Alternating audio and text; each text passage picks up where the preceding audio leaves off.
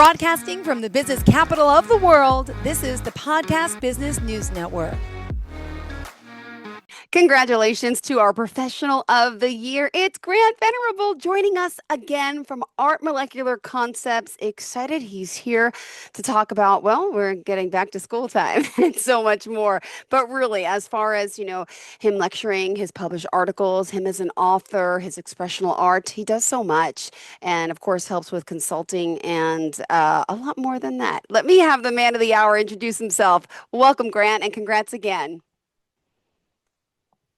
Well, good morning. I guess it's still good morning here on the West Coast. Yeah, it all depends where you are. But good morning, good afternoon. We are good, right? Yes, yes, we're good. Thank Been doing a goodness. lot of thinking about the past, the memories, important memories, and how does everyone get from today to tomorrow? How did they get to today? And Yeah. how will they get to tomorrow?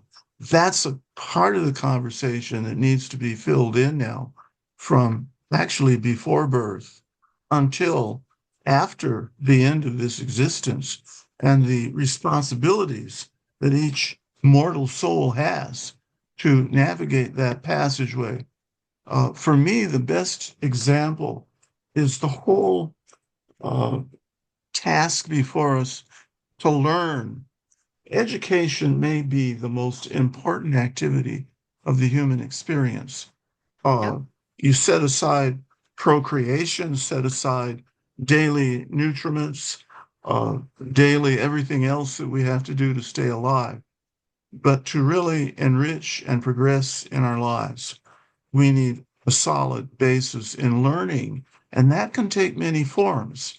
For me, it takes the form of what I experienced in my past is where my parents sent me to the local elementary school in the north center of Los Angeles, near the University of Southern California campus, just a mile from the USC campus, which now is a huge, beautiful campus, much bigger than when I was a child and when it was still beautiful, but not like it is today.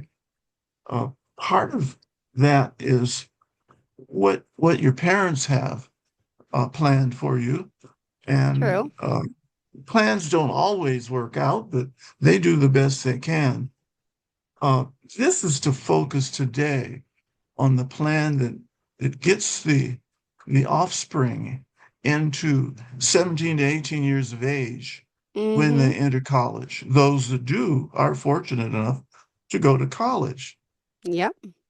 I was in my last assignment before retiring between 2000 and 2010 in the oldest historically Black university or college in America. Amazing. And it was founded in 1854. Wow. And there were some others that were around, but Lincoln University was the first one to actually grant a bachelor's degree. So what the president does, at least then, is welcome the new students and has a nice little speech and at that time in 2010, just before I retired and before welcoming the new students, I was at that time the chief academic officer, and it Mm-hmm. has many titles. One is vice president for academic affairs and provost. Yep. And at that time, I was also vice president for student affairs, not Wow. for, I was for about a year. But the importance of talking about that is that the chief academic officer didn't have all of the influence on getting students ready for week of welcome. And Got it. because I had control of that part of the curriculum, I could do what I had always wanted to do along with the academic deans, was to actually have significant speaking roles at that first week of the new students' arrival on the campus of Lincoln University. Usually several hundred students, maybe over 1,000, and we'd meet in the big auditorium. There was a chance, actually, one of the activities was to meet with parents of the new students. That's a big deal Yeah. because parents want to know that they can trust the university with their offspring, their beloved children. Of course. And the first question that's asked by parents is, how can we protect our students, our children, from losing their faith in God when as soon as they go in to the course in introductory biology and are taught the section on Charles Darwin and Mm. evolution? And that was my opportunity to really hit a grand slam homer as far as getting these students in the right frame of mind as to what is college. Well, the first thing college is not is to preserve intact everything you believe is important about yourself or in life. And then the second thing is that we then build on the foundation that you bring from high school, from your families. And so that's how I start. There's going to be more than one experience that's going to rock your children's ideas and Yeah. belief systems. That's one of the most important purposes of a college education. Otherwise, why go to college? If there's nothing to challenge your young people in everything they've learned by then what's the purpose of college? So then the questions begin. Well, the teachers, our professors, are not here Yeah. to destroy any of your children's beliefs in anything, but it is to open new opportunities, to show them the whole landscape of knowledge. Yeah. Then it becomes something even more important, and that is the words self-responsibility, Yep. which starts right here in college, if not before Especially, it should be college. before. A lot of times it's not these days, right? I feel like You the got younger it. generation, maybe when they come to college, it's like a culture shock. But yeah, I think when we were younger, we learned a little earlier, but it's very important to take that Yes. accountability. Yes. And I mean, my parents used what Ronald Reagan used to say with our dealings with the Soviet Union and nuclear disarmament. And he said the words, trust but verify. And that was my parents' philosophy in raising children. Trust your children that they've learned all of the important lessons from you, to be careful, to be safe.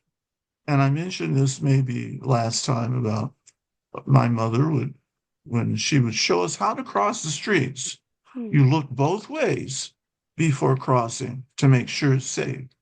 So what would she do for some, a week or two? She would trail us at a safe distance so we didn't know we were being trailed because she had to verify that we got the lessons thoroughly. And so that was important. Then here in college, it's a bigger trust maybe, but these professors are some of the most educated people in the nation. They're experts in their fields of study. Mine was in chemistry, which is one of the important bases Yep. for understanding biology, but it Wow. was also in physics. So I talked from that understanding of my own growing up and getting educated, and also being challenged by things I felt I understood as an 18-year-old and discovered I didn't. Hmm. And so that's what college was there for, was to challenge me and teach me a methodology of understanding how to know something. So professors are pretty good at asking questions.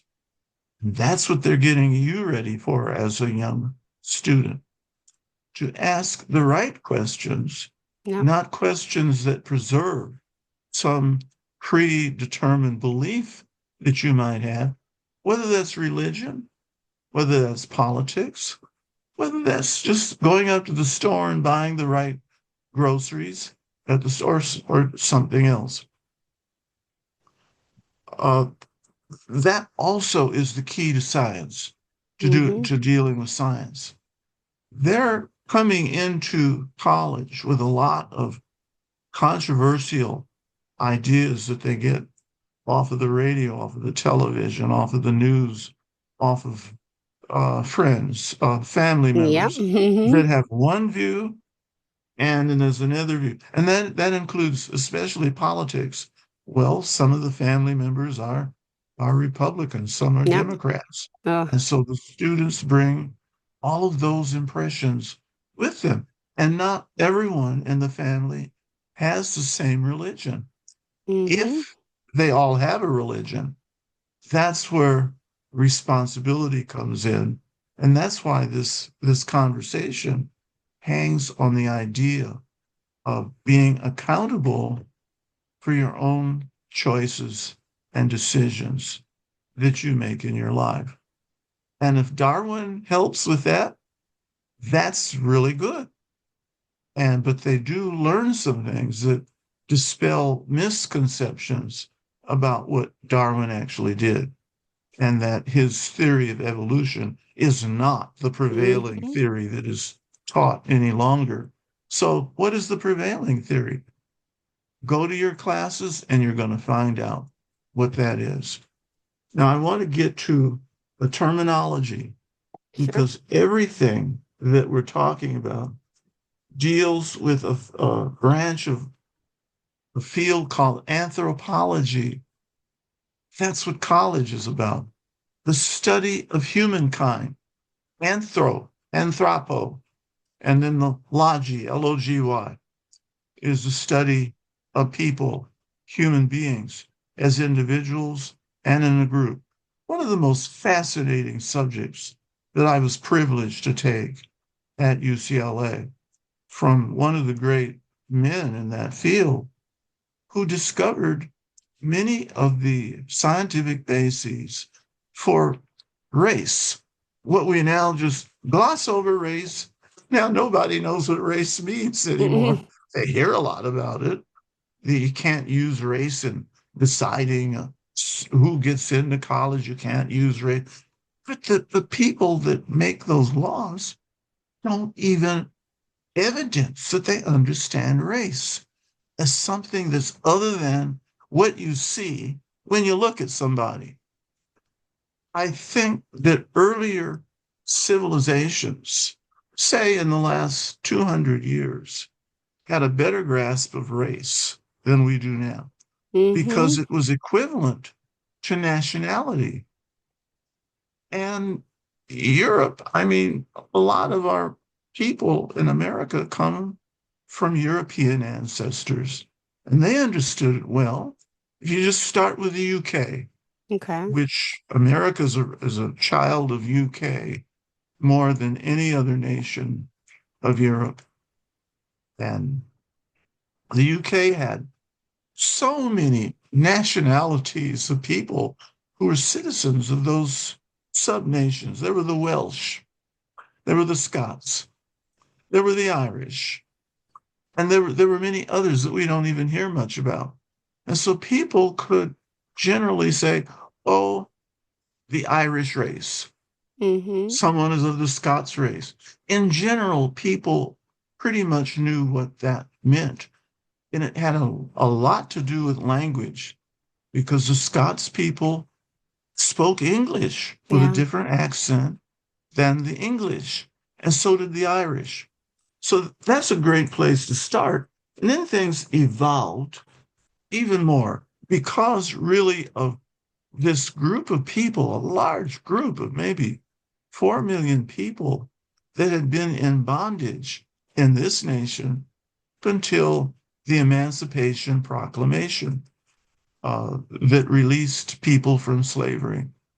Then race took a whole new outline to it. It involved skin color. Yep. So people expanded especially in the legislatures, to it's what you saw. That's what race is. What is the color of the person? That was so important that the state of Virginia in 1924, just 100 years ago, had the legislature passed a Racial Integrity Act, and it defined for the courts what race is. Now, you don't hear much about that. You don't ever hear about that in the news broadcasts, but I think that's why the Supreme Court of the United States gets so stuck on the issue of race, and that they've allowed so Yep. much nonsense to Mm-hmm. pass as law.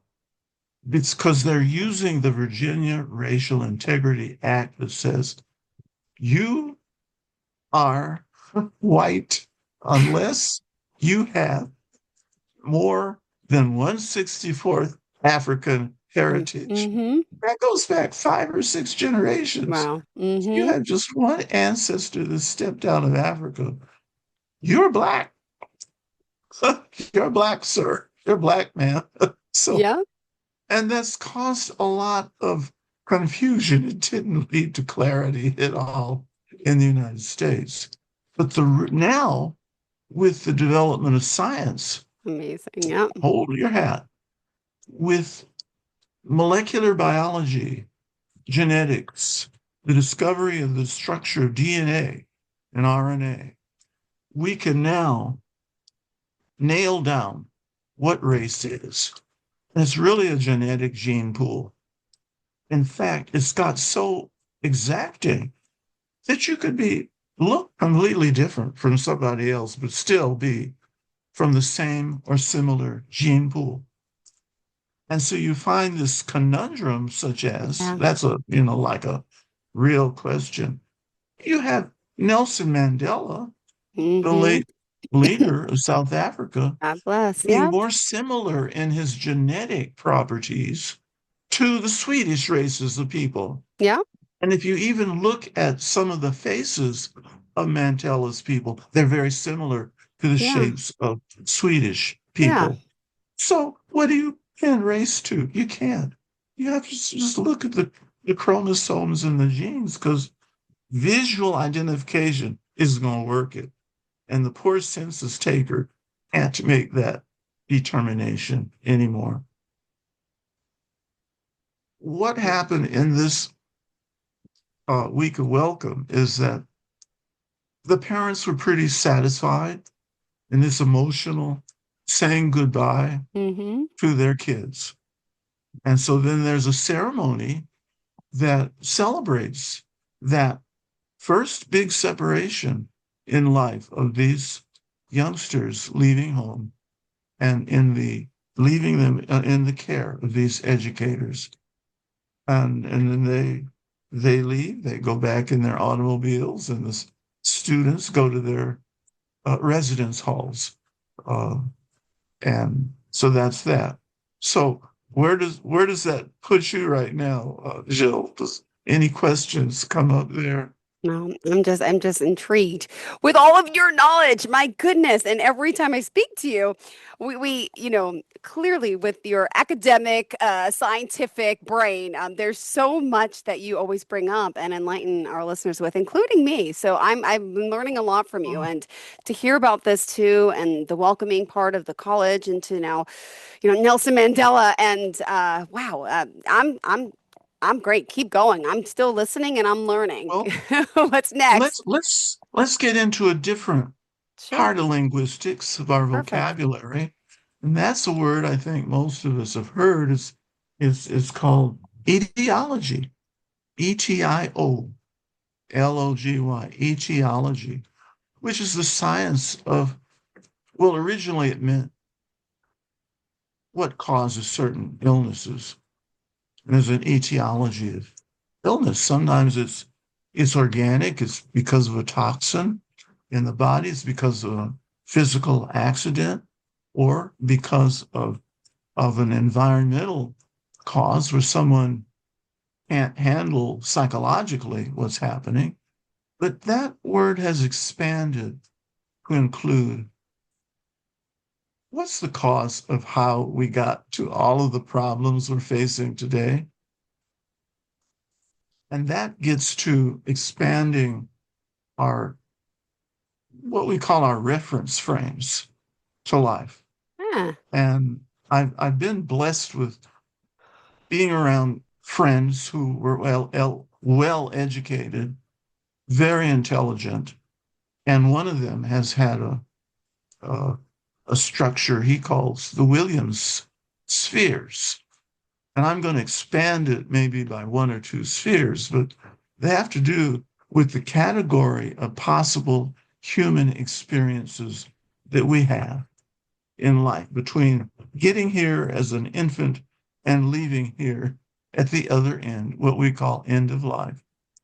And the first description of human experience that I like to cover is the intellect, how we utilize our brain's intelligence.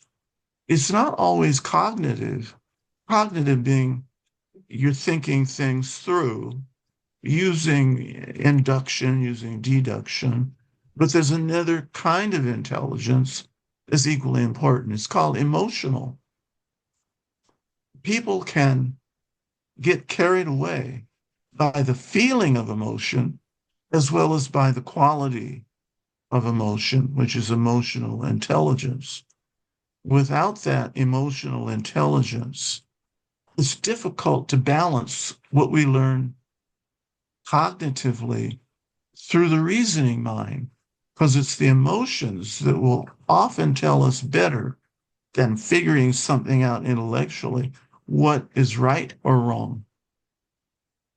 Because it's the emotion, not just as I said, the common feeling, but that in-depth heart emotion that includes what we call empathy.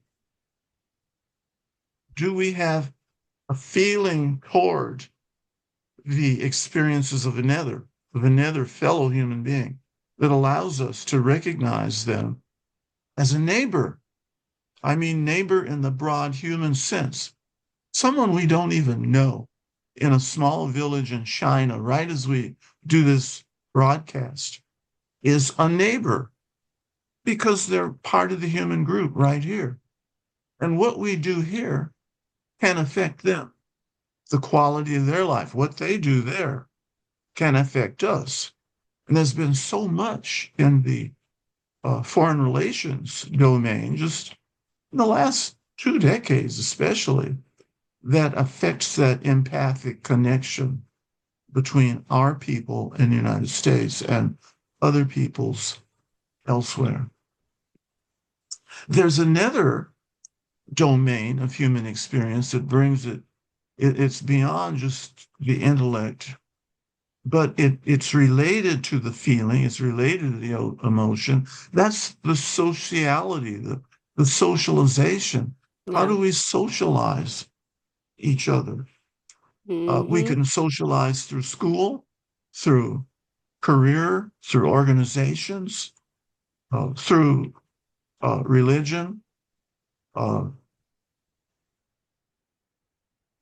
socialization, social, which has various categories in it, different levels of being, your ranking in the society in which you live. And so we learn how to manage rank. That's managed differently in different nations in the world. Yeah. I've noticed that just in how American industry organizes itself. Now, hold your hat on this one, but this is one of the many Sure. hat holders I'm talking about. I noticed one of our great information technology companies, because it applies to so many, I won't call out its name just yet. But because its executive team came from another country, they imported with them to one of these large computer makers here their culture, probably without knowing it at first, but they also want to make money.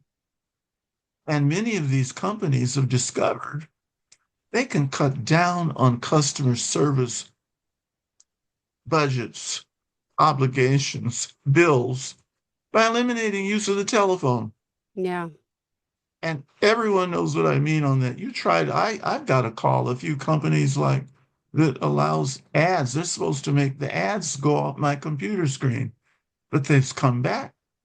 So I go to a search engine and look up their telephone number.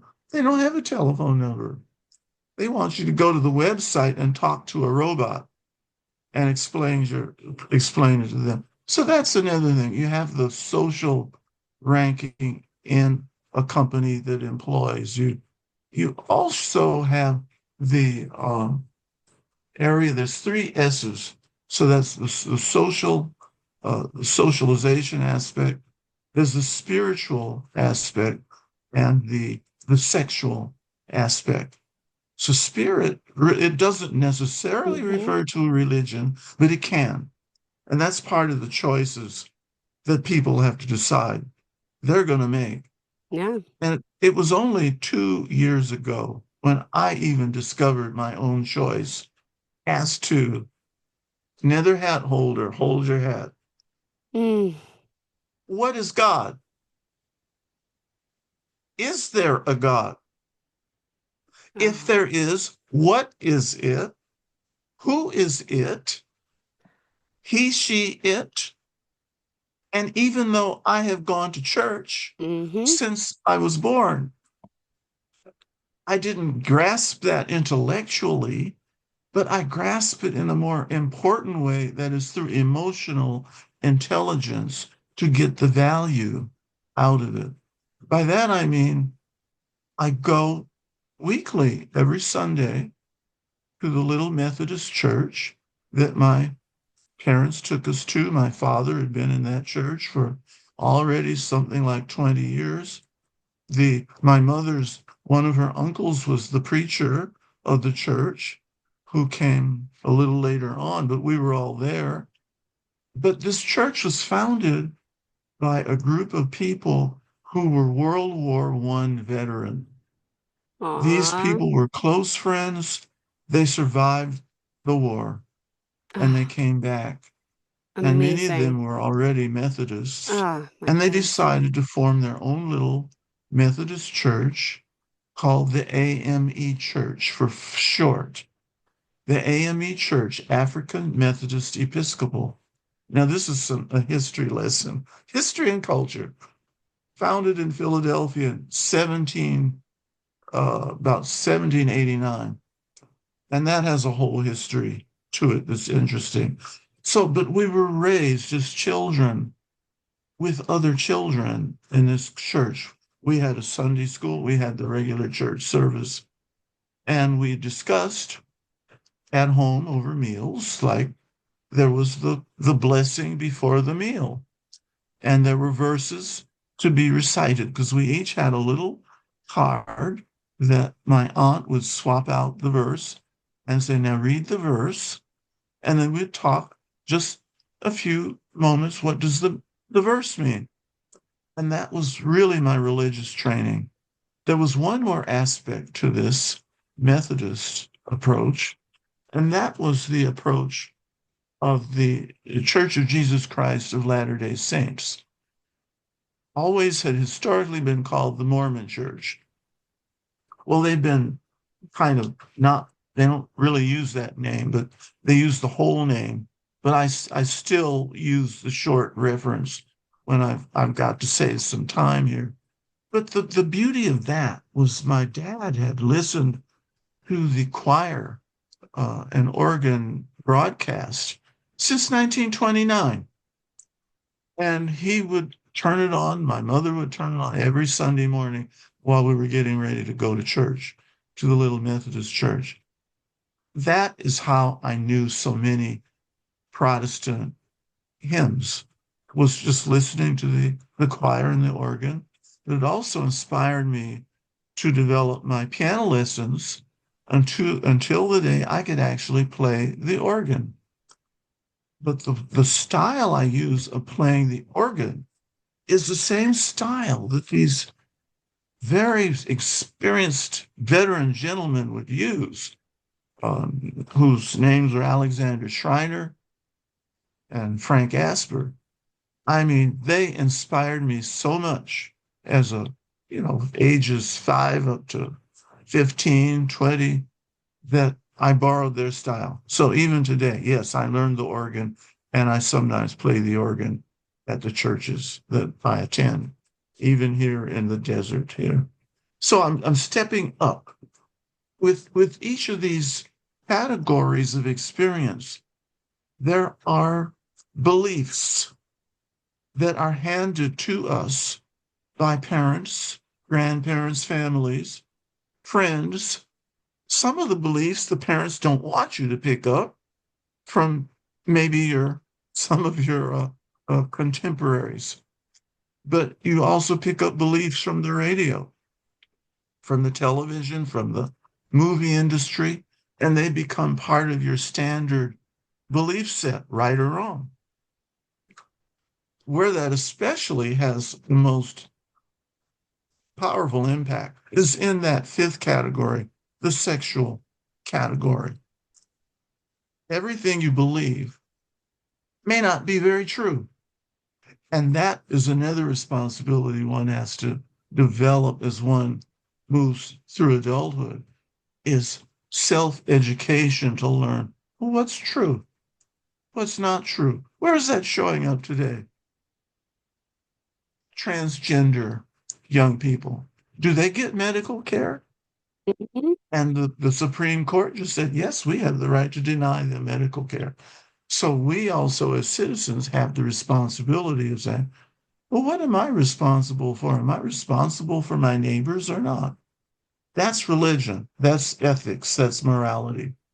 But it is part of what is happening today, is what gets us through yesterday to tomorrow, and how we're going to create the society as we keep going. Why am I being so thorough in a way with that? That's my scientific education kicking in, Mm-hmm. that taught me, really starting uh, not just in high school, but in college, where I had some of the top professors in the world teaching me chemistry, physics, and mathematics at UCLA, University of California, Los Angeles. And so that's what taught me how to ask questions, even if I'm just talking to the television. And I say in my own mind, sometimes I even vocalize it. They'll announce something. Oh, the president did this, or the governor decided that, or the mayor decided that. And I'm sitting saying, how do you know that? Mm-hmm. You hear all over the place, well, the president's approval ratings are XYZ, 1, 2, 3, whatever it is. Or during an election, all you hear are polls. And all I'm doing is asking, well, how do you know if the poll is accurate? Yeah. What questions are used in the poll? Uh-huh. How do they know if it's accurate? Very What true. testing did they do to find out who was surveyed? What's their background? So that's what science did for me, was cause me. That's etiology of what causes me to ask the right questions. Until I get the answers, I can validate and verify. So much. Well, I think one of the big arguments is listening recently to a YouTube with Neil deGrasse Tyson, one of the great astronomers and astrophysicists of this planet. And I love his expression, how he explains his field Mm-hmm. to you. And well, Neil does not hold to a belief in God. He will say that, but he's at the point where he does say people who want to believe in God, Mm-hmm. it's fine. He doesn't hold a definition to it, but anyone can do what they wish. I'm breathing for just a moment here so I can take a breath, because some recent ground I covered in the last few years was a part of the scriptures in the New Testament with the Gospel of John. There's the verses, John, first verse. I suddenly had a revelation on what it really is saying if I understand the linguistic origins of the words that are used. And you'll recognize it. In the beginning was the Word, and the Word was with God, and the Word was God. And one day after hearing that, I looked it up. Yeah. I looked in the dictionary. In fact, I looked online, which is easy to do. What did I look up? I looked up etymology of the origin of word, etymology of the origin of the logos. Because word, as it's used in the New Testament, comes from the Greek logos. So it's really in the beginning was the logos. And the logos was with God, and the logos was God. I said, I finally have what it is. Logos, when you really get underneath what it means narrative. Okay. That comes again to your freedom of choice. Mm-hmm. What is my own personal, private narrative I have developed about what other people call God? And maybe I call it God too, but now I understand I have a narrative that's just beyond that verse. Yeah. But most people in a religion stay with whatever the minister says from the pulpit. Yeah. And that's what deGrasse Tyson is trying to say is not necessarily for you, particularly if you're a scientist. Yep. And not many scientists hold to a God that causes Nope. people to say, oh, you're an atheist. But people can say, well, that's your word. What is atheist? It means without theos, without God. True. And but it's your life. And that's the thing to really get from education. You are responsible in the final analysis for your own life. And I realized if theos is that one unifying concept that has priority in your life over all other things, Mm-hmm. that's a statement of my God. Yep. And if my priority is the laws of nature and how they relate to the laws of civilized behavior Mm-hmm. in our American civilization, that becomes my Godhead. Yep. And I said, my goodness. And I still can go to any church or not go to any church that I please. But I Mm-hmm. do choose to go. So I go because of the spiritual energy that I'm able to. It helps to guide me through the day, through the week. And Yep. I still have my science to Mm. rely on. And I still claim that the laws of science are the ultimate determinants of everything that happens. And when you look hard enough, you find that the most recent laws we've learned Mm-hmm. about quantum physics actually predisposes to spiritual understanding. Wow. Wow, that's a heavy one. Really? I can't believe if you are just tuning in and you're probably saying, who's speaking, Grant? Yeah, the Honorable Dr. Grant Venerable. You know him as an author, the many works he's written. Of course, he's also an artist, chemist. He spent so many years of his career and still is teaching so many, right? And let me just ask how I know we talked a lot about science. We talk about, today the welcoming process with schools and just life and spirituality in general. But I also just want to ask about you as an artist, if you don't mind, because we never honed in on that really. And I'm just Um, curious, what type of work do you do? um, my art. Oh my goodness. And unless Well, you don't want to talk about it, but it sounds pretty impressive. my mother's side of the family has more artistic Okay. expression among her sisters, brothers.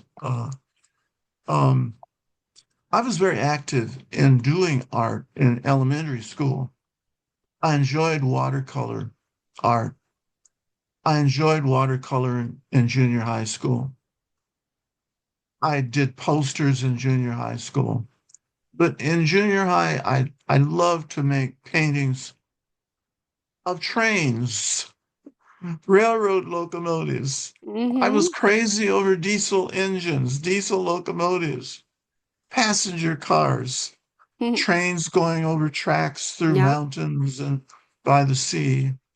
And my teachers were real enthused over them, but I got evolved to industrial scenes, Wow. pictures of trains going by an industrial corporate building. And what happened to that?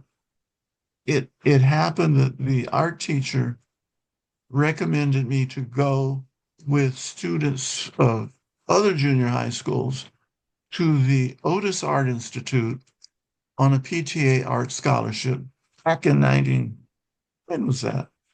About 54. That's when I graduated from junior high. Uh, who did I have as a teacher? I had a famous studio painter, um, Joseph Magnani. Okay. Joseph Magnani worked closely with uh, the author who wrote Fahrenheit 451, a science fiction writer. Uh, so they were closely associated. But even though that was technological, Magnani exposed us. We were 14 and 15-year-olds that summer. And he said, I'm going to let you learn to draw and paint the human nude figure. So he got nude models. Hmm.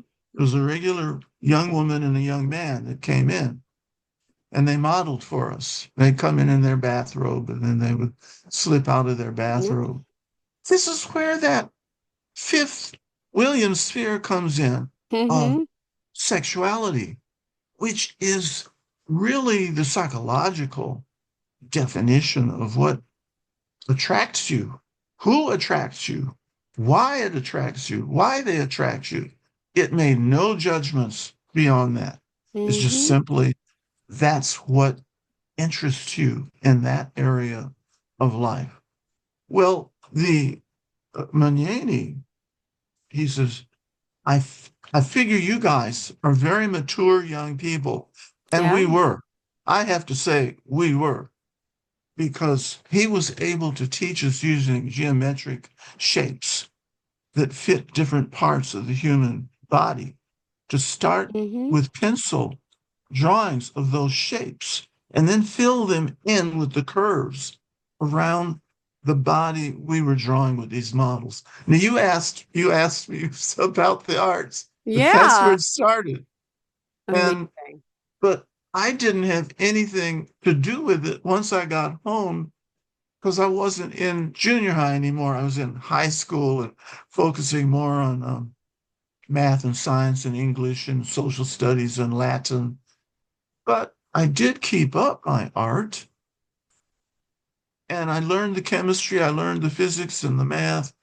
By the time I got to UCLA, I found myself attracted to, again, that word of what attracts you, what interests you. I got attracted to the shapes of atoms and molecules by their electron orbitals around those atoms and molecules. And I had two professors who used colored chalk to draw those atoms on the board, which inspired me even more. I said, I've got an idea. I went home, took out my oil paintings, my oil paints, canvases I hadn't used yet, and I began to draw pictures of atoms and molecules. Very crude ones at first, but the more I did it, the better I got.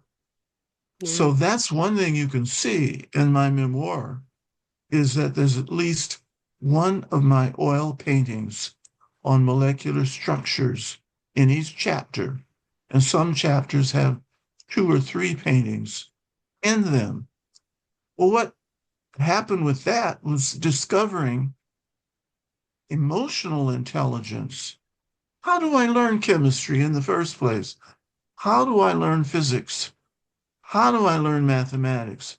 I learn how to convert the ideas into a physical painting. My professors saw an exhibit of several of my paintings by the time I was a senior. 2 of them called me into their office and said, okay, my middle name is Delbert. I always went by that. So they'd call me in and say, Del. I didn't use Grant until years later. They said, would you do me a painting of my research work that I'm doing in chemistry? And they'd give me a copy of one of their research papers that had a picture of the painting and the description of its preparation and its properties. And I would take it home, and 2 weeks I'd come back with a painting. And they'd pay me for it. They'd pay me $50 for it. You can imagine how much that was worth to me in 1964. Wow. And then others began to commission me to do Yeah. artwork of their research. It continued into graduate school. So Wow. you really hit the right question, because it was what really got me through graduate school was being able to use art to envision what a particular theory. Amazing. I don't know if you've even heard of the Schrodinger equation, but that No, was I have big in not. I know. What is quantum it called? Say it physics. again. The Wow. Schrodinger equation. Erwin Schrodinger was one of the major discoverers of quantum physics Physics. over in Yep. Germany. Uh-huh. And I learned how to convert these equations into an abstract artistic form and did several paintings of them. They're in my memoir, believe it or not. Amazing. Well, we are just about out of time. How did you kind of want to sum up today's show? Well, how we're moving I think, in a direction that is useful for society, that I want to share with society, of what we talked about already, and namely talking politics without really saying political words, but using linguistics to understand the hidden depth, deep levels of social stuff, political stuff, Mm-hmm. cultural stuff Yep. that's going on in the society. I mean, Yeah. we had political leaders that have done A, B, and C, Mm-hmm. that is unloading their views into how they decide we should live. So that's where I'm moving. I'm moving more in that direction.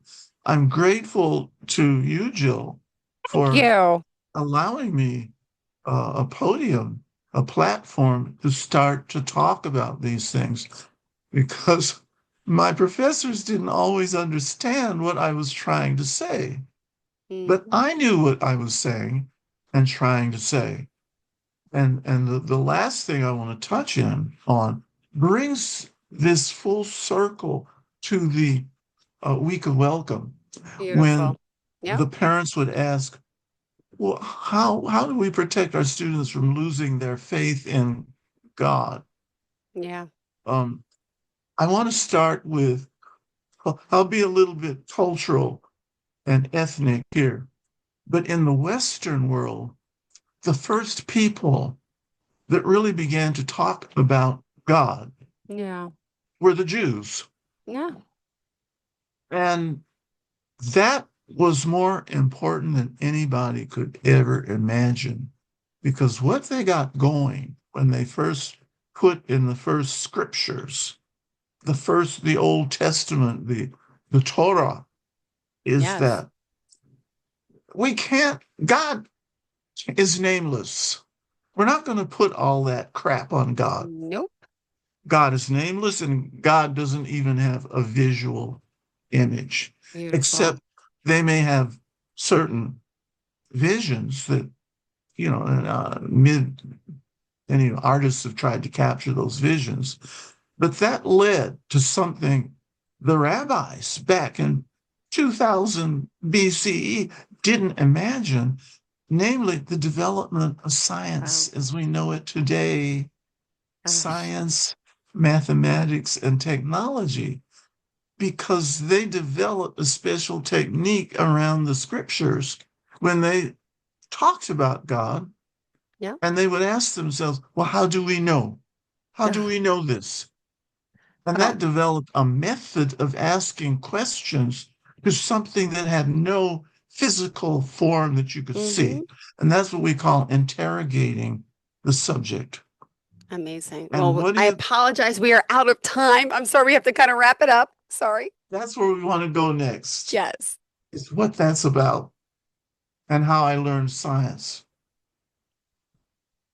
Will do. And how do we contact you in the meantime? Well, you could use the email ventwo@aol.com and look at my website at grantdvenerablephd.com. No dots in PhD, just grantdvenerablephd.com. Perfect. Thank you so much. Pleasure having you here and Oh, looking wow. forward to the next time we connect. Enjoy the rest of your day, Grant. Thank you.